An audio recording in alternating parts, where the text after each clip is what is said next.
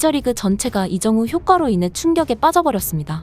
애리조나 다이아몬드백스가 이정우를 무시하며 고의적인 사구로 3번 타자를 걸러놓고 4번 타자 이정우를 선택했다가 통쾌한 3점 홈런을 맞으며 참교육을 당했는데요.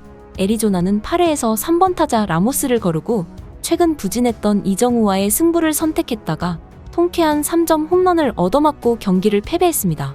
홈구장인 오라클 파크에서 좌타자에게 불리한 7.4m 높이의 담장을 가볍게 넘겨버린 이정우의 홈런에 현지 중계진도 경악을 금치 못했는데요. 이게 도대체 어떻게 된 일인지 바람의 손자 이정우가 메이저리그 무대에서 보여준 통쾌한 한 방의 순간을 이슈발전소에서 자세하게 알려드리겠습니다. 미국 캘리포니아주 샌프란시스코의 오라클 파크에서 열린 2025 메이저리그 애리조나 다이아몬드백스와의 홈경기. 이날 이정우는 4번 타자 겸 중견수로 선발 출전해 5타수 2안타 1홈런 3타점 1득점을 올리는 맹활약으로 팀의 10대6 대승을 이끌었습니다. 최근 5월 들어 타율 1할 9푼으로 부진했던 이정우가 4경기 연속 내리막길을 걷던 샌프란시스코를 구해낸 영웅이 된 것이죠.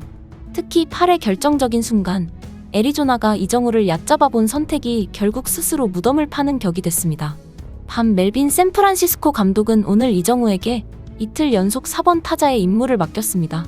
애리조나는 부동의 선발 투수 브랜든 파트가 샌프란시스코의 선발 로비 레이와 맞붙었죠. 샌프란시스코는 0대3으로 끌려가던 1회 말 이정우가 2사 2루에서 타석에 들어섰지만 애리조나 선발 파트의 132km짜리 커브를 공략하지 못하고 땅볼로 물러났습니다. 그러나 3회 말 이정우는 선두타자로 나와 파트의 138km짜리 체인지업을 잡아당겨 중전 안타를 기록했는데요. 최근 상승세를 이어가며 3경기 연속 안타를 완성했죠. 하지만 후속 타석에서 이어진 득점 찬스에서 이정우는 아쉽게 점수를 올리지 못했습니다. 몇 차례 아쉬운 타석이 이어지면서 5회에는 후안 모리오에게 헛스윙 삼진을, 6회에는 켄달 그레이브맨에게 좌익수 직선타를 기록했습니다. 하지만 결정적인 순간은 8회 말에 찾아왔습니다. 샌프란시스코가 7대3으로 앞선 8회 말, 이정우에게 2사 2루의 기회가 찾아왔는데요. 애리조나는 토리 로벨로 감독의 지시로 5월 들어 11경기 타율 4할 4푼 1리, 3홈런을 터뜨리며 맹활약 중인 3번 타자 엘리엇 라모스를 고의사구로 거르고 5월 타율 1할 9푼으로 부진했던 이정우와 승부하기로 했습니다. 이때 애리조나가 내보낸 투수는 좌완 사이드암 조 맨티플리였고 좌타자 이정우에게 더 유리하다는 판단을 했기 때문이었죠. 하지만 이 결정은 매우 큰 실수였습니다. 이정우는 원볼 투 스트라이크의 불리한 카운트에서도 맨티플리의 네 번째 공인 127km 몸쪽 커브를 완벽하게 타이밍을 맞추어 잡아당겼습니다. 타구는 시속 162km의 빠른 속도로 오라클 파크의 우측 담장을 훌쩍 넘어갔습니다. 이정우의 홈구장인 오라클 파크는 우측 담장이 무려 7.4m로 좌타자에게는 홈런을 만들기 매우 불리한 구장으로 유명합니다. 그래서 오라클 파크는 좌타자들의 무덤이라고도 불리는데 이정우는 그 무덤에서 멋지게 부활의 신호탄을 쏘아올린 것이죠. 더욱이 이정우가 홈런을 친 타구는 속도 162km, 비거리 107m를 기록하며 어느 구장에서나 홈런을 기록했을 만큼 강력한 홈런을 장렬시켰습니다.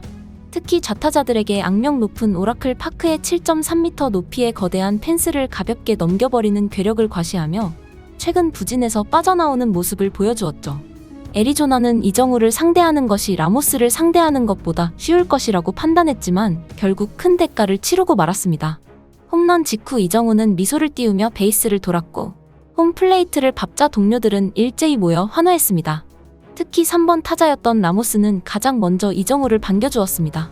이정우의 이번 홈런은 정확히 6경기 만에 나온 것으로 지난 7일 시카고 컵스전에서 6타수 3안타 1홈런 3타점 2득점으로 불방망이를 휘두른 이후 첫 홈런이자 멀티 히트였습니다. 이정우는 지난 8일부터 10일까지 3경기 연속 무안타로 3할 타율이 무너졌지만 이번 홈런과 함께 다시 타격감을 끌어올리며 시즌 타율을 2할 8푼 8리 163타수 47안타로 끌어올렸습니다.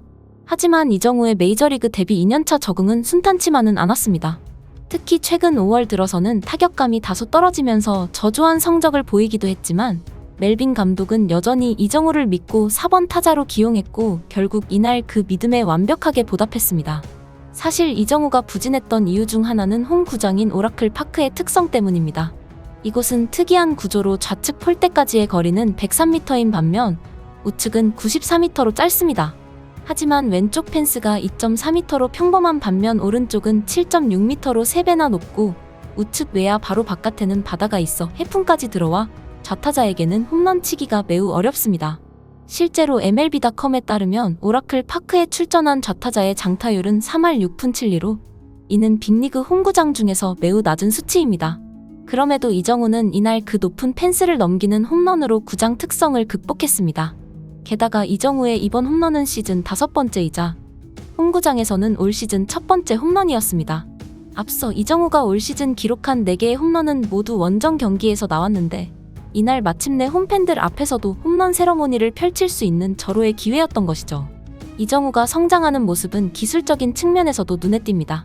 이정우는 타이밍을 다소 뺏긴 상황에서도 한 손을 놓으면서 안타를 만들어내는 특유의 기술적인 타격을 이번 경기에서도 선보였습니다. 특히 상대의 체인지업에 맞춰 한 손으로 밀어치는 타격 기술은 메이저리그 전체 타자들 중에서도 이정우만 보여줄 수 있는 기술이죠. 또한 메이저리그에 적응하면서 이정우는 홈 구장의 특성에 맞게 우중간을 공략하는 전략을 써왔고 실제로 이번 시즌에도 꾸준히 2루타와 3루타를 생산하고 있습니다. 특히 이번 경기에서 보여준 것처럼 짧지만 높은 우측 펜스도 넘길 수 있는 장타력까지 더해진다면 앞으로 그의 가치는 더욱 커질 것으로 보입니다. 샌프란시스코는 모처럼 폭발한 타선을 앞세워 4연패의 사슬을 끊어냈습니다. 0대3으로 끌려가던 2회 말 코스가 자신의 메이저리그 무대 커리어 마수거리 홈런을 역전 결승 말로 홈런으로 장식해 팀 승리를 견인했고 5회 말에도 아다메스의 2점 홈런, 2사 1-3루에서 애리조나 투수의 폭투 등을 묶어 3점을 더 보태며 7대3으로 달아났습니다.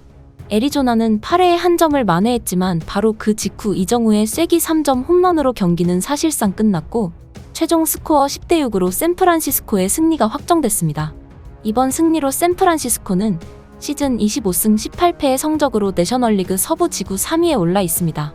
메이저리그 공식 웹사이트인 MLB.com은 최근 이정우의 활약에 대해 샌프란시스코가 슈퍼스타를 찾았다라며 극찬했습니다.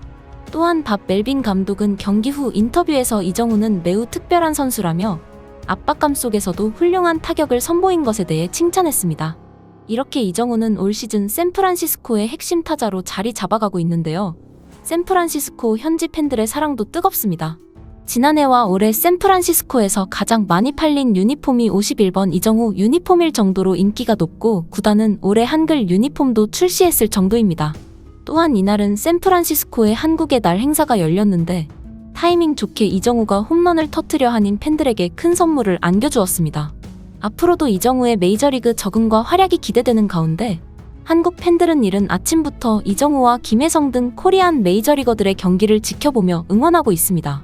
지난 2023년 6년에 1억 1,300만 달러, 약 1,483억이라는 대형 계약으로 샌프란시스코에 입단했던 이정우는 이제 그 가치를 점점 증명해가고 있습니다. 특히 오늘 고의사구로 자신을 얕본 상대 팀에게 3점 홈런으로 응징하는 통쾌한 한 방은 이정우가 메이저리그 4번 타자로서의 존재감을 확실히 보여준 순간이었습니다. 오늘의 소식 이만 전하겠습니다. 구독과 좋아요, 멤버십 가입은 영상 제작에 큰 힘이 됩니다. 시청해주셔서 감사합니다.